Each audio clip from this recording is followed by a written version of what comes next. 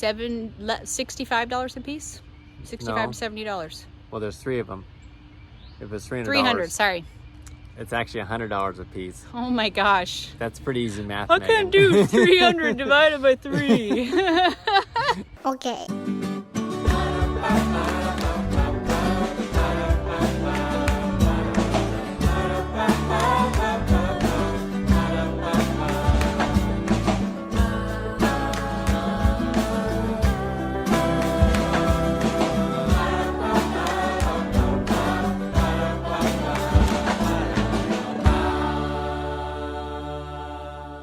Hey everybody, welcome to another day with the Knorps. Today, on today's video, I'm going to be building this raised bed planter box. So stay tuned, we'll build it and then check back here at the end. All right, so I'm over here at the shop. I've got all my material to make these boxes. The sides are going to be with this cedar, so hopefully that lasts a little bit longer. My legs are these 4x4 pieces, and then I'm gonna kind of shore up the cedar with some 1x2, and then put some 1x3 along the bottom as a support, and then use this hardware cloth to go along the bottom.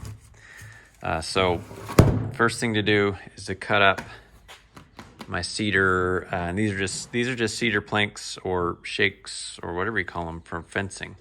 So pretty cheap, and hopefully that makes this thing last a little bit longer. But the first thing I have to do is cut off. I just got to cut off the ends here. These got these dog ears on them, which aren't going to work, but we'll trim those off and then cut all these to the right length.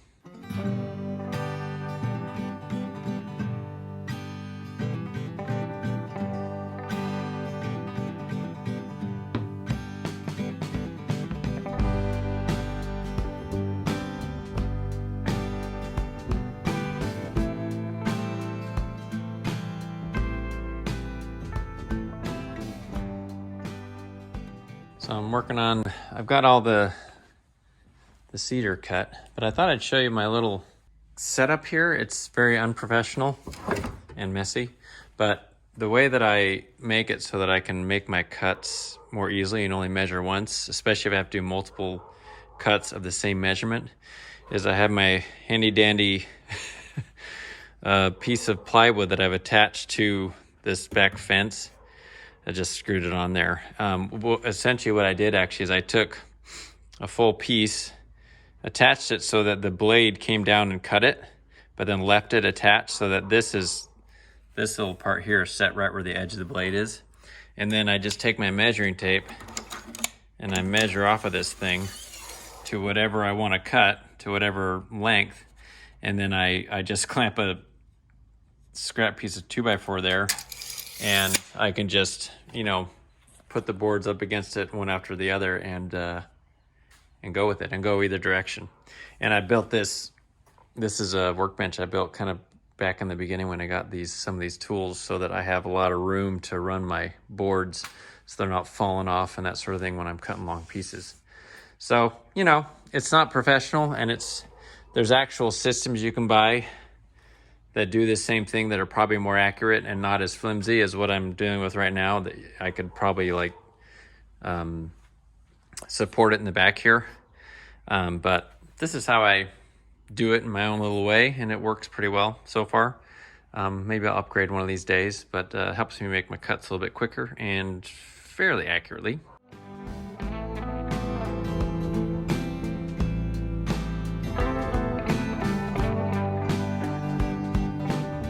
Okay, so I've got my initial cuts made.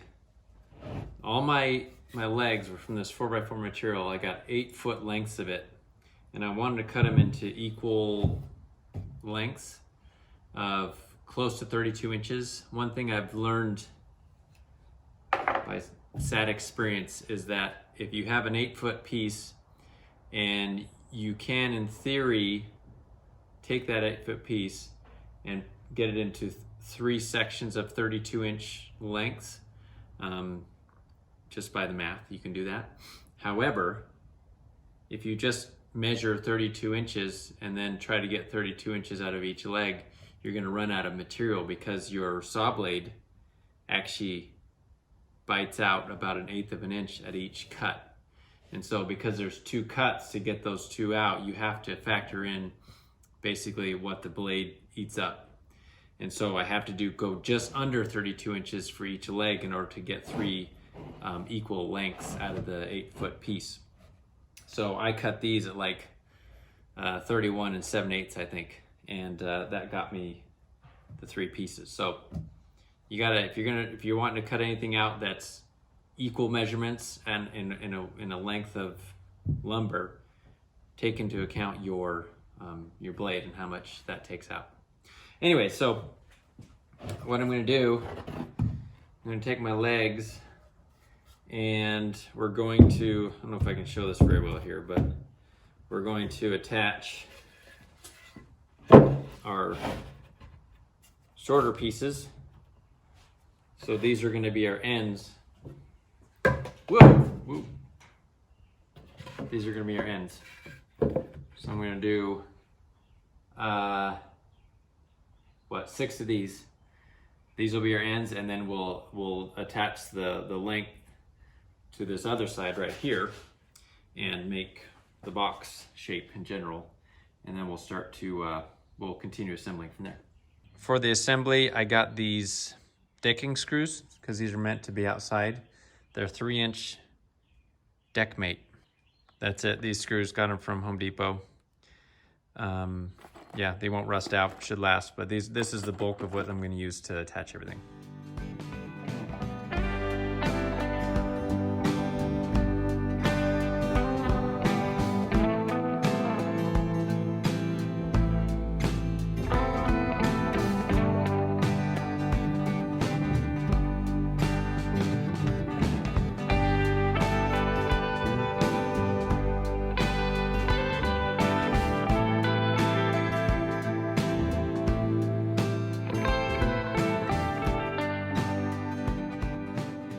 All my end pieces put together, ready to go.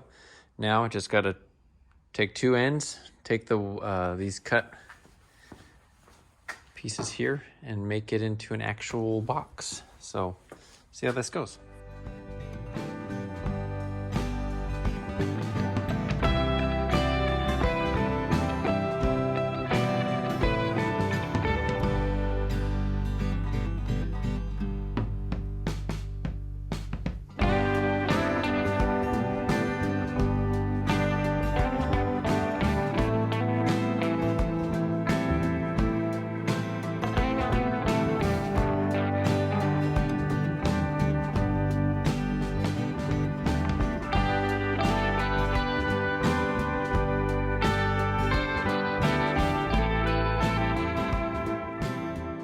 Okay, so I got this thing all put together.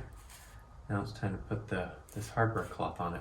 2-foot by 5-foot hardware cloth. Just gonna staple it to the bottom and go from there.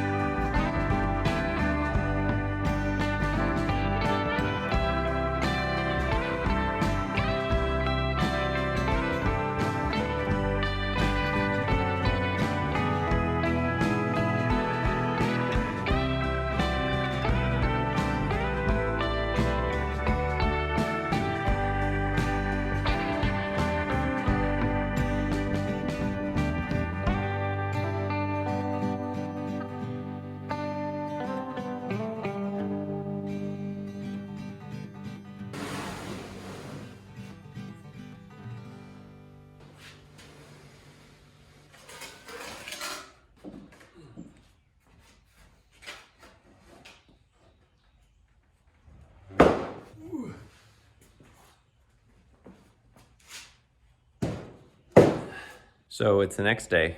Ran out of time yesterday. But I got some of these final trim pieces on. I'm almost done. Let me show you. Let me just kind of explain what I did so far. I used this hardware cloth along the bottom. I think I showed that yesterday, but it turned out to be a little troublesome as I was, you know, trying to get it on and stapling it. It's not super easy to work with, but I had to cut out around where the legs are out. It's a 2 by 5 foot piece, so it should fit perfectly. However, what I discovered is on the end of the cloth, it's sort of folded over. And I thought if I unfolded it, that would be the right thing to do, but that I should have left it folded over because that's included in the measurement. So if you're doing this yourself and you got it from Home Depot, I would not unfold that. And then I didn't quite get it perfect. I had to, you know, kind of fold some in to get it in there. It's a little bit, you know, bowed up, but that's okay. It's just gonna have, I think we'll put some actual garden cloth over that and then put the dirt over that. It's not a big deal. Anyways, so these pieces are 1 by 3 pieces of the rough cut pine.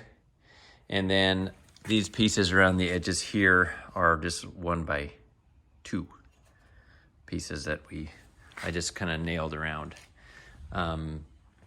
These are screwed in to the bottom here. Didn't show it, but I can tip it up. I got screws in there.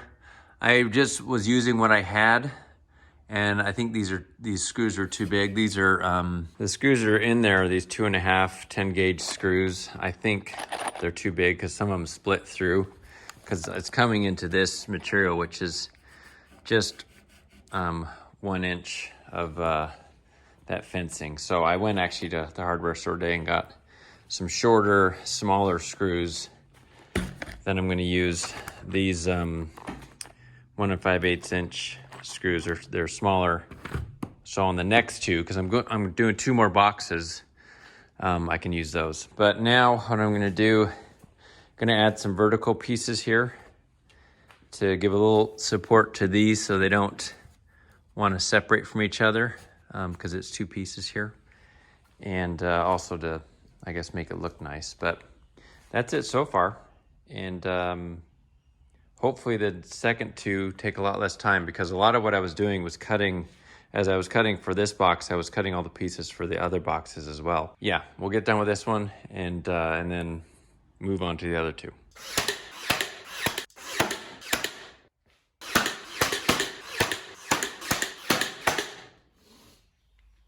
All right, there it is.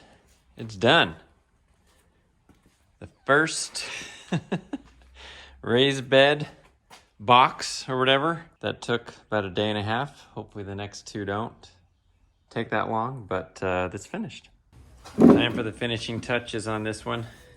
I got this waterproofing stain and sealer from Bear in the color slate. Slate. I went back and forth. I usually get a green, but I decided to do the almost black color. Okay. So it'll make it look nice, I think, but also just because this pine will last long in the elements unless we do this. Right. The only, I think, wood that's going to be really exposed will be the legs here. But those are pretty thick. Also, this is untreated. It's not pressure treated or anything like that, so we're not going to have any chemicals coming through. And all this stuff won't touch the soil either, so we should be good. Okay.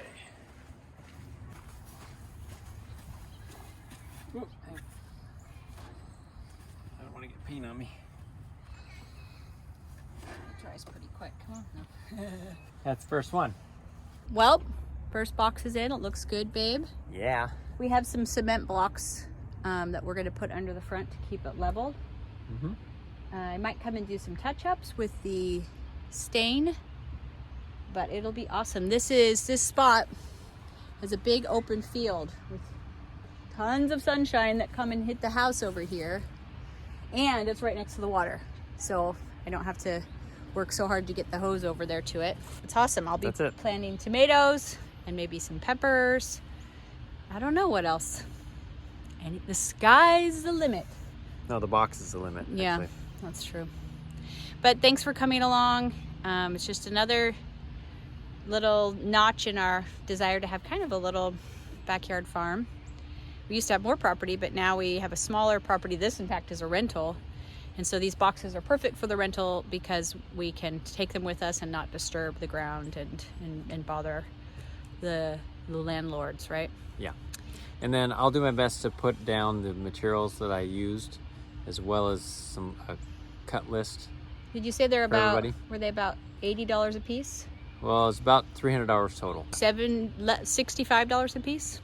$65 to $70. Well, there's 3 of them. If it's $300, 300, sorry. it's actually $100 a piece. Oh my gosh. That's pretty easy math. I Megan. can't do 300 divided by 3. I was thinking 200, sorry. I think it looks great. You obviously can do something simpler with pallets and all sorts of different materials, but this side of our house is visible from the street, and as people walk by, we just wanted to make sure that it looked, you know, decent, presentable. So, happy with it. Yeah, Thanks, good. babe. Thanks for coming along, guys. You can check it out. You can also check out our favorite Greenstock garden planters if you have a smaller space, or you just want to get started in gardening, you're a little nervous, or if you just want to squeeze in a little bit more in the space that you have. They are awesome, and we have a link down below, and you get $10 off using our affiliate link. So we'll talk to you later. Bye. Bye.